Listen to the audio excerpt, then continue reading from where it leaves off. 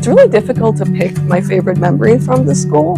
365 days for 12 years is a long time. So my name is Ishwarya Krishna. I've been at AISM for 12 years and I graduated in 2023. For my HSC, I received in the top 2 bands for most of my subjects, and I also got nominated for the Encore HSC Music Showcase for my music HSC. I got accepted into Emerson College in Boston, and I'll be studying filmmaking there. I've been involved in the production at school since 5th grade, and I played the lead role in the 2022 production of Mamma Mia. Because of my experience with production, I was asked to help with the Hoodwinked production. That just gave me another opportunity to direct and assist the teachers in directing. Also because the teachers give you opportunities to learn backstage and the technical sides of the production alongside the acting role that you have. AISM has a very good community, so I always felt like I fit in. In that way, it shaped my worldview into thinking that you don't have to change.